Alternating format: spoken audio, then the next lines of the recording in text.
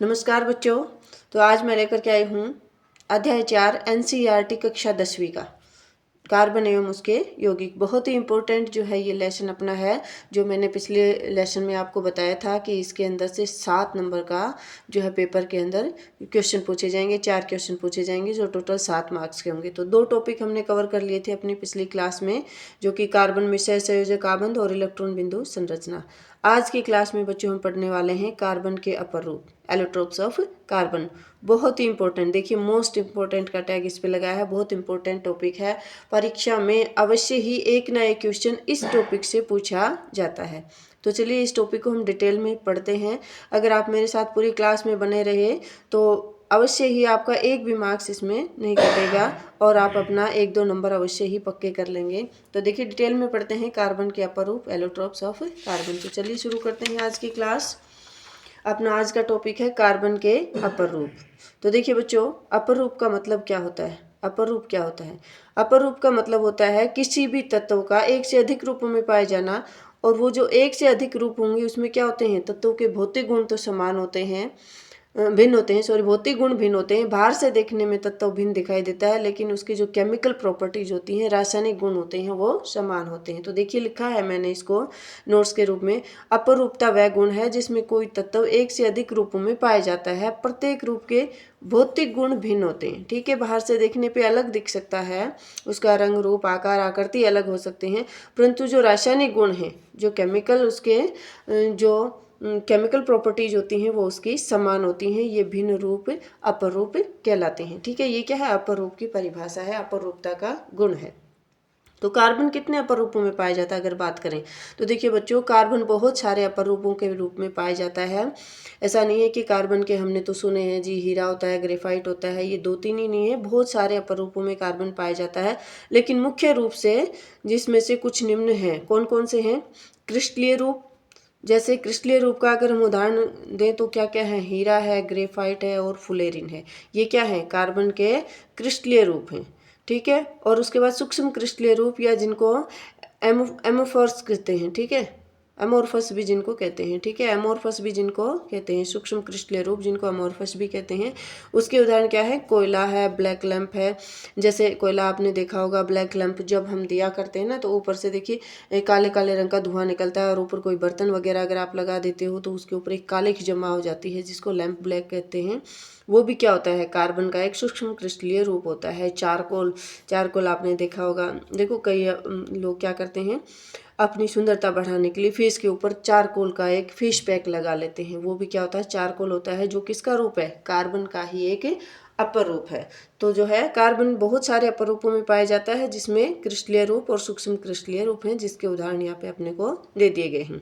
तो देखिए आपके जो सिलेबस में है वो हीरा, ग्रेफाइट और फुलेरिन, ये तीनों ही आपके सिलेबस के अंदर हैं। तो डिटेल से हम इसके बारे में पढ़ते हैं। सबसे पहला जो अपर रूप है कार्बन का वो है बच्चों हीरा, यानी कि डायमंड। तो बात करते हैं हीरे की, क्या क्या इसके गुण होते हैं। तो हीरा जो है बच्चों हार्डेस्ट मटेरियल होता है, सबसे कठोर जो है प्राकृतिक रूप से पाए जाने वाला जो पदार्थ होता है वो होता है। तो हम बात करते हैं, यह रंगहीन पारदर्शी पदार्थ होता है। ठीक है, इसका कोई विशेष रंग होता नहीं है और ये पारदर्शी पदार्थ होता है। पारदर्शी मतलब इसके आर पार हम इजीली देख सकते हैं, आसानी से इसके आर पार देख सकते हैं। इसकी अत्यधिक चमक उच्च अपवर्तनांक के कारण होती है। इसका जो है हमने जो है प्रकाश वाले लेसन में पढ़ा था, इसका अपवर्तनांक बहुत ज़्यादा होता है, 2.42 के नज़दीक इसका होता है। तो इसका अपवर्तनांक बहुत ज़्यादा होता है, बहुत ज़्यादा अपवर्तनांक के कारण ये चमकीला होता है। तो परीक्षा में अगर आपसे प्रश्न पूछ लिया जाए, ऐसे बीच में से प्रश्न पूछे जाते हैं कि हीरा चमकीला क्यों होता है, अत्यधिक चमकीला क्यों होता है, तो उसका कारण क्या है? क्योंकि हीरे का अपवर्तनांक जो है बहुत ज़्यादा होता है। अपवर्तनांक ज़्यादा होने के कारण हीरा अत्यधिक चमकीला होता है। बात करें दूसरे गुण की, ये काफ़ी भारी और अत्यधिक कठोर होता है। ठीक है, ये भारी होता है और कठोर भी होता है। तो इसकी कठोरता का हम कारण पढ़ेंगे आगे, जब हम संरचना देखेंगे तो इसकी कठोरता का कारण हम देखेंगे कि कठोर क्यों होता है। क्योंकि इसके अंदर जो है सहसंयोजक जो बंध पाए जाते हैं वो काफ़ी मजबूत होते हैं, उनको तोड़ना काफ़ी मुश्किल होता है, इसलिए ये कठोर होता है। हीरे को कठोरतम प्राकृतिक पदार्थ के रूप में जाना जाता है। अगर बात करें कि प्राकृतिक रूप से पाए जाने वाला जो सबसे कठोर पदार्थ है वो कौन है? हीरा है। तो हीरा बहुत ज़्यादा कठोर होता है। प्राकृतिक रूप से मौजूद जो पदार्थ हैं उनमें सबसे ज़्यादा कठोर हीरा होता है। यह विद्युत का कुचालक है। देखिए बच्चों, विद्युत का कुचालक है, यानी इसके अंदर विद्युत धारा यानी करंट आसानी से नहीं गुजरता है। कारण क्या है? क्योंकि इसके अंदर मुक्त इलेक्ट्रॉन अनुपस्थित होते हैं। स्ट्रक्चर अभी हम पढ़ने वाले हैं, पता चलेगा मुक्त इलेक्ट्रॉन अनुपस्थित किस तरह से होते हैं।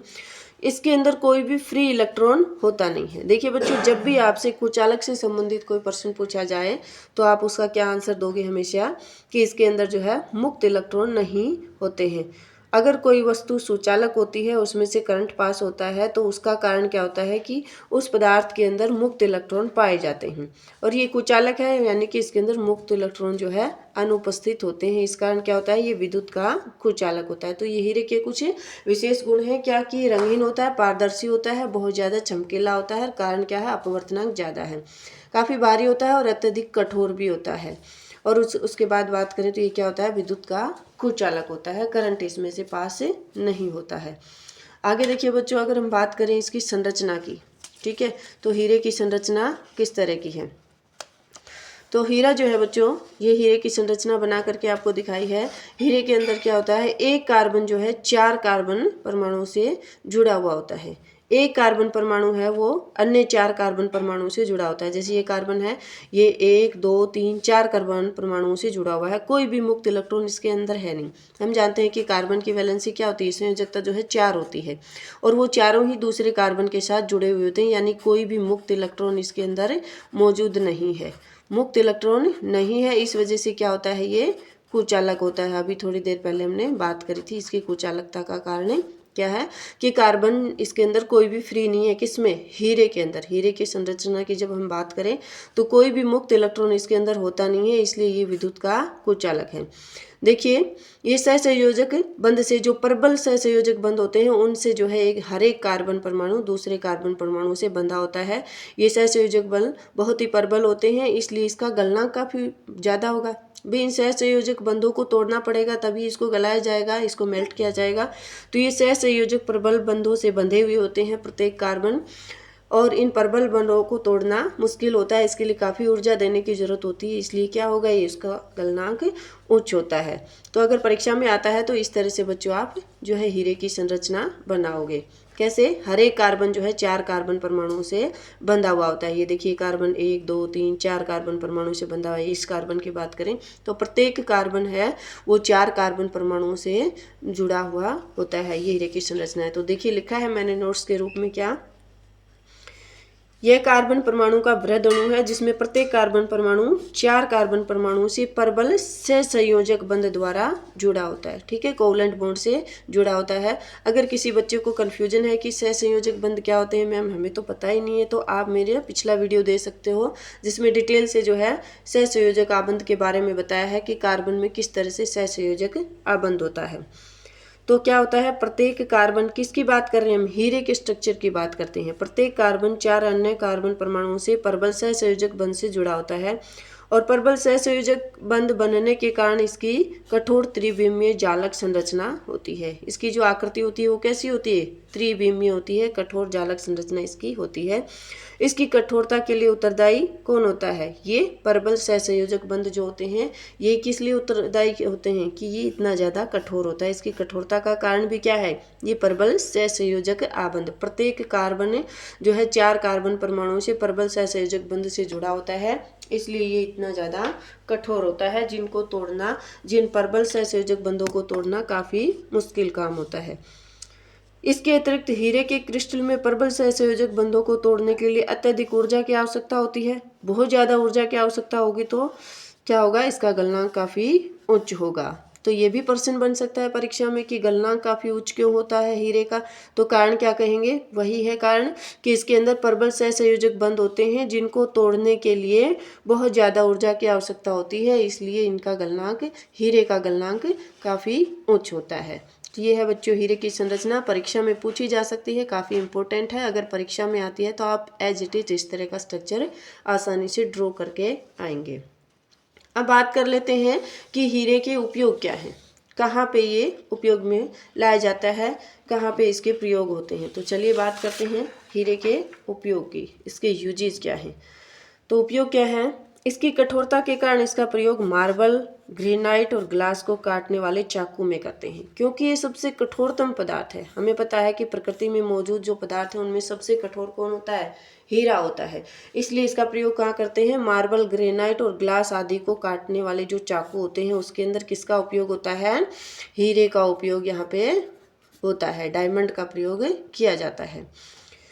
और क्या उपयोग है? इसे कीमती पत्थर जड़ित आभूषणों के लिए प्रयुक्त किया जाता है। बहुत सारे लोगों को देखा होगा कि भाई मुझे तो डायमंड की रिंग पसंद है, किसी की रिंग सेरेमनी है, सगाई हो रही है, तो क्या फरमाइश आती है कि हमें तो डायमंड की रिंग चाहिए, हीरे की रिंग चाहिए। तो क्या होता है? कीमती पत्थर जड़ित आभूषणों में भी किसका प्रयोग किया जाता है? हीरे का प्रयोग किया जाता है।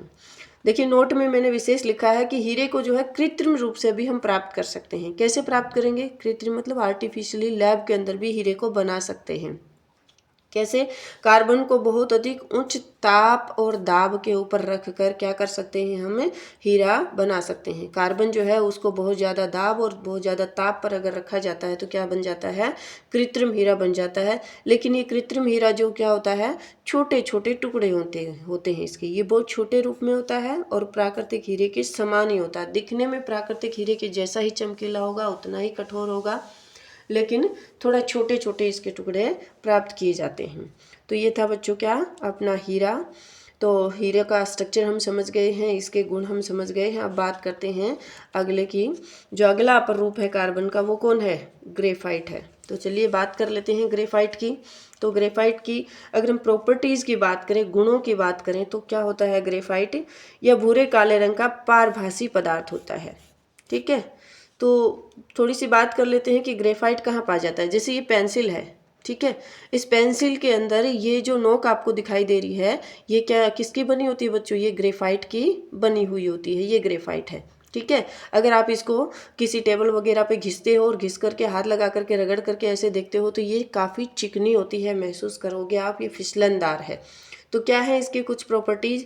यह भूरे काले रंग का होता है, आप देख पा रहे हो कि भूरे काले रंग का होता है, और ये पारभासी पदार्थ होता है। पारभासी का मतलब क्या होता है? जैसे कोई पारदर्शी कांच है, एक ऐसा कांच है जिसके आर पार हम देख पा रहे हैं, और उसके ऊपर हमने क्या कर दिया है? इस पेंसिल का ये जो ग्रेफाइट इसके अंदर है, ग्रेफाइट का चूरा बना करके उसके ऊपर फेंक दिया है। तो क्या होता है?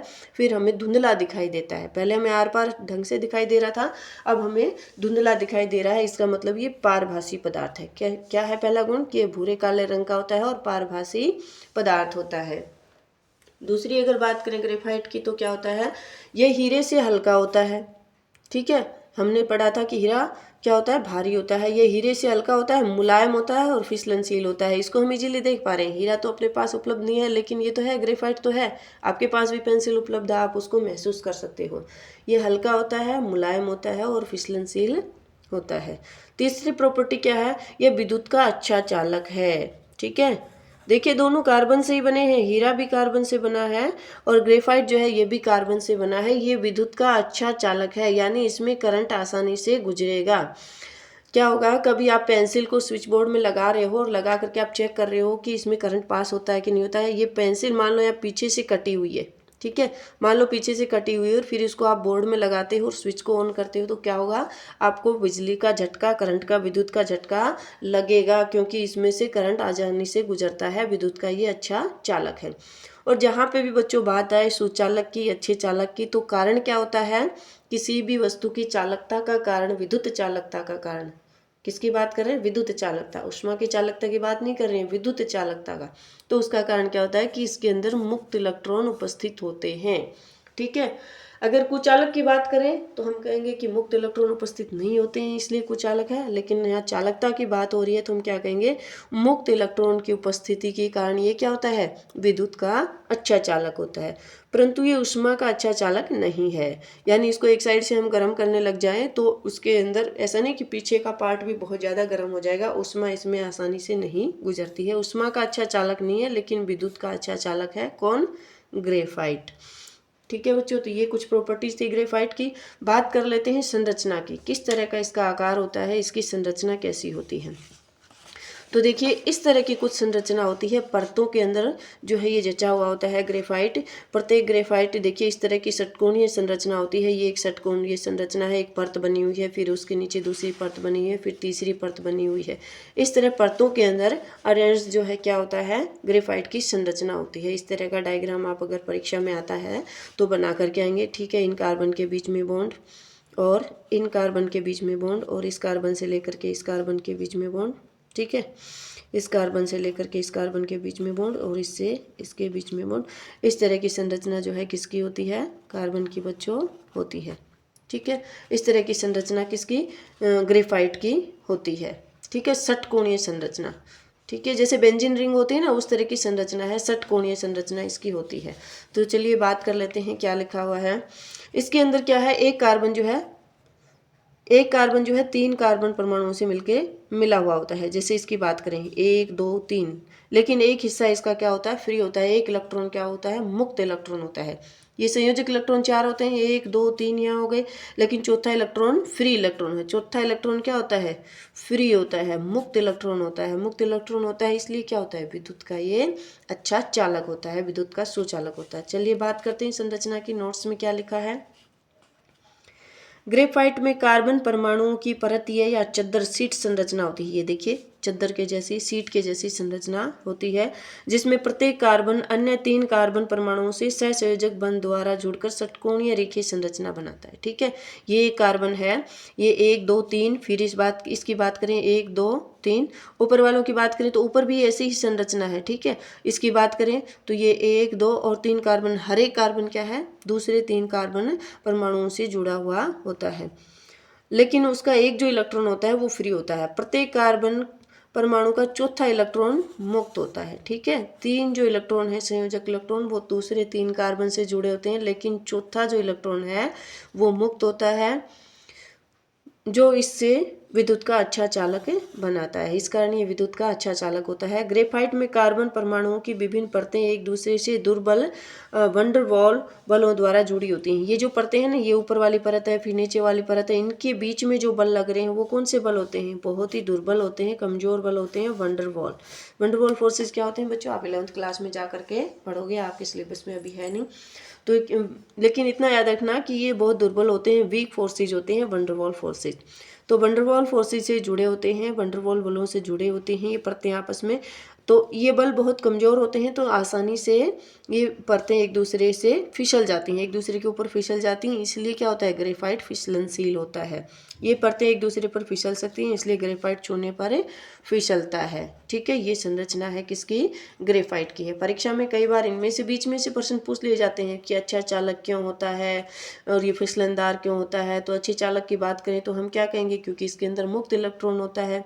अगर बात कर लें कि ये फिसलनशील क्यों होता है, तो हम बात करेंगे कि इसकी परतों के बीच में क्या होता है, जो है दुर्बल वंडरवाल फोर्सेज होते हैं, दुर्बल वंडरवाल बल होते हैं, जो आसानी से टूट जाते हैं और परतें फिसल जाती हैं, इसलिए ग्रेफाइट छूने पर फिसलता है, ठीक है बच्चों। तो हम बात कर लेते हैं ग्रेफाइट के यूजेस की, प्रयोग कहाँ होता है ग्रेफाइट। आप अगर लिखना चाहें तो नोट्स जो है मैं आपके लिए बना करके लाई हूँ, और इससे बाहर परीक्षा में कुछ नहीं पूछा जाएगा। जितना आपके सिलेबस में है पूरा कवर किया है, उससे कुछ बातें एक्स्ट्रा ही हैं, तो इससे बाहर परीक्षा में कुछ नहीं पूछा जाएगा।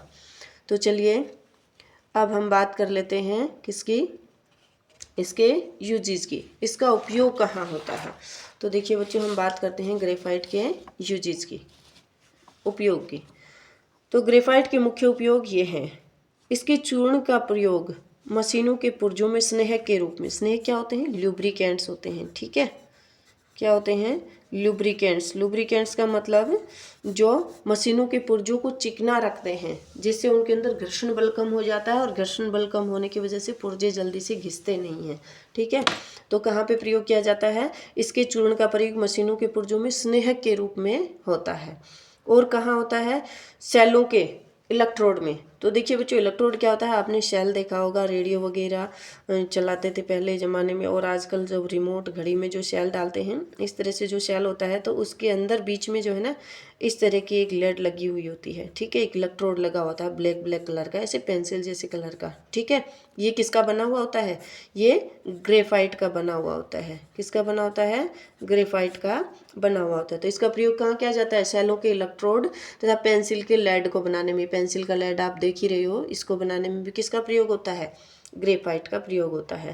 और ये कागज पर काला चिन्ह बना सकता है, इसलिए काला लेड कहते हैं। देखिए हम देख सकते हैं कि कागज के ऊपर ये एक काला चिन्ह बना सकता है इजीली, इसलिए इसको क्या कहते हैं, इसको काला लेड भी कहा जाता है।